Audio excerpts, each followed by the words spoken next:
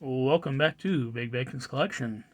It's PMCS day here in the Bacon Bunker, so we're going to check out one of our vehicles. Make sure it's in operable condition.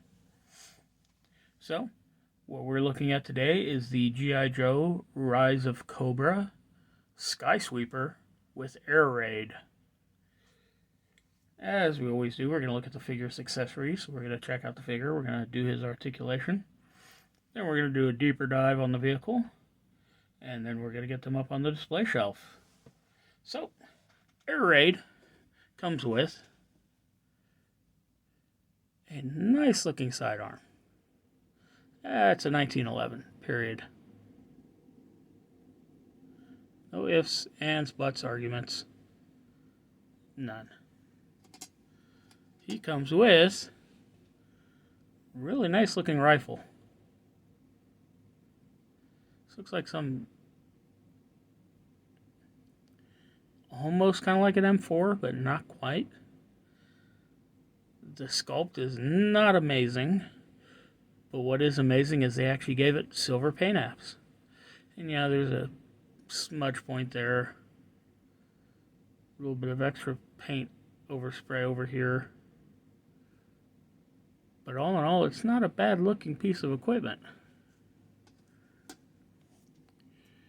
And he comes with, now take note, Ace, he comes with a flight helmet that looks like a flight helmet, not a deep sea diver helmet. It's got some really great detail to it. It has some paint app, some silver here in these air vent sections, although this side looks like it didn't quite get in there. Okay, this was molded in gray apparently and then painted black. So why they didn't mold it in black and then just paint in a little bit of silver, I have no clue. But because of the way it's painted, you can see the bottom lip here has a little bit of graying. But luckily, when it's looking straight ahead, you don't see it. Moving on to the figure. Air Raid. Nice generic looking soldier face. He's had his helmet on for so long, I think his nose actually flattened a little bit because of it. Yeah, you can see a little bit of flattening there. A little smudge of some sort here on the cheek. Paint looks a little goofy up here along the hairline. And then there's this along the chin. This is excess plastic flash that should have been cut off at the factory. It wasn't. So now it's got this unsightly line going all the way around to the ear. But luckily, this figure has a helmet. So flight suit is fairly typical, done in this darker color. Black straps around it. Got the Rise of Cobra Joe logo on the arm. Sorry about that. Got some elbow pads painted in on there. As you can see, a little bit of overspray on the paint. The belt is a separate piece. It is removable. And all it is it's a reserve chute. Pants are not actually part of a flight suit. They are actual camo pants. So I'm guessing this is not a very high altitude aircraft. He's got some sort of plate molded in here. Black knee pads, which look really good. And he's got a molded in holster with a non-removable pistol. I mean, it looks good. I just hate the lack of functionality. Boots. I don't even know what to classify these boots as. It's like he's wearing normal boots and then he's got the boot toppers on that you get in the Halloween store. Articulation, he's got a bowl, just a bowl in the top of the head, so up and down is virtually non-existent. Same with tilt. Rotation, you're fighting some of the collar here. Arm hinges up, just a 90. Rotates all the way around.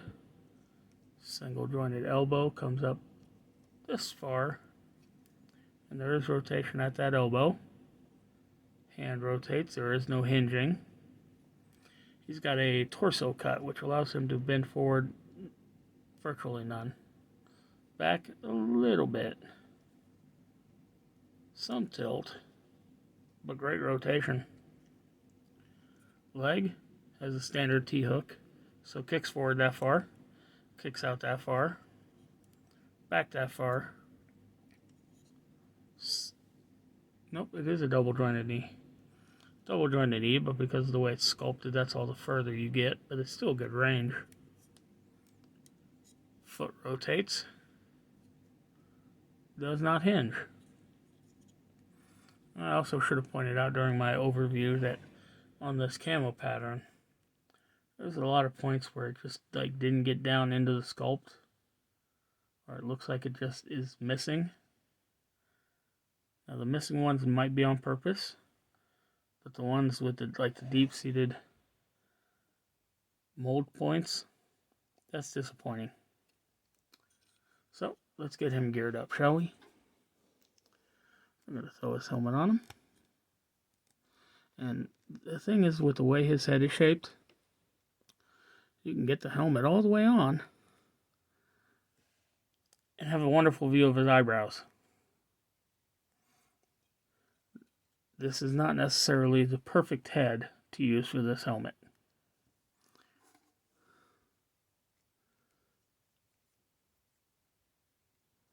So let's see if we can get his weapon in his hand. Is he a lefty? Oh, I think he's a lefty. That would make sense since his sidearm is over there.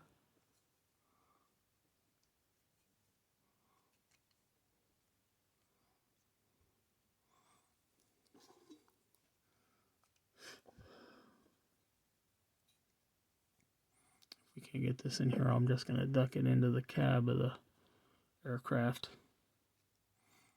Yeah, it's barely in there. I don't want to lose that, so here he is decked out. Now let's move on to the aircraft. Now, I know what y'all are thinking, and y'all are right. This is a repainted Firebat. Rise of Cobra loves taking existing vehicles, repainting them, maybe throwing some new stuff on and giving it a new name. And that's exactly what they did here.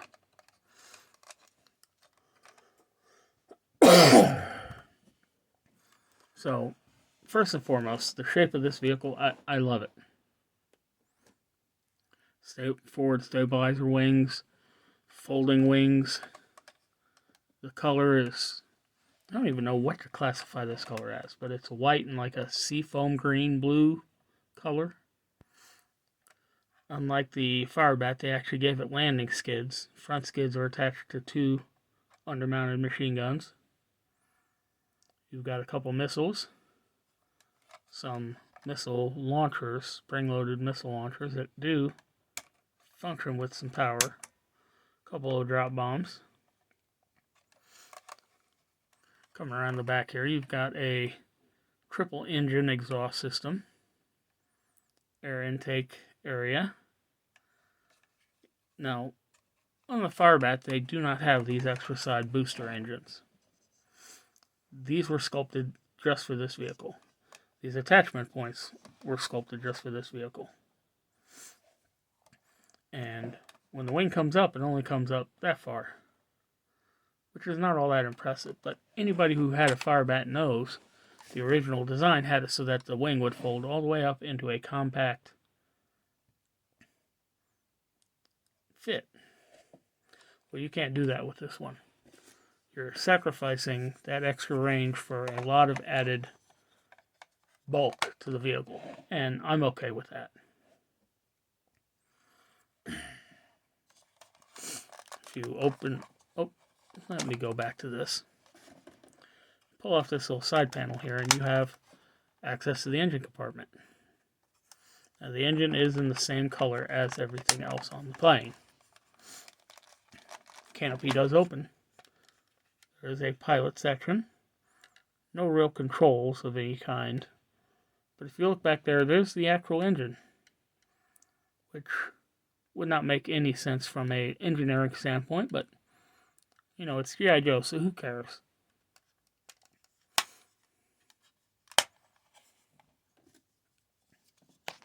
Another thing I forgot to mention, I talked about the front skids. Underneath these jet boosters are bottom side skids with what appear to be Gatling style machine guns. Nicely sculpted. The color, this bluish color with the white and the black, all complement each other really well. As you can see, I got a little bit of paint issues with mine. I picked this up on clearance after Christmas in like 2010. So, yeah, thank you, Walmart. All in all, I like this vehicle. So, let's get this thing. We're just going to stash the firearm in there. So what do you say we take the jet? We take the pilot. And get them on the shelf.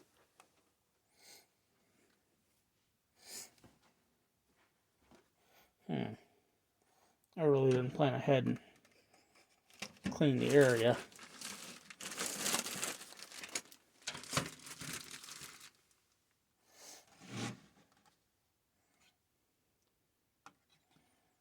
And there we have it. Once again, thanks for tuning in. Be sure to subscribe, like, share, comment, hit that notification bell, and I'll see you all next time.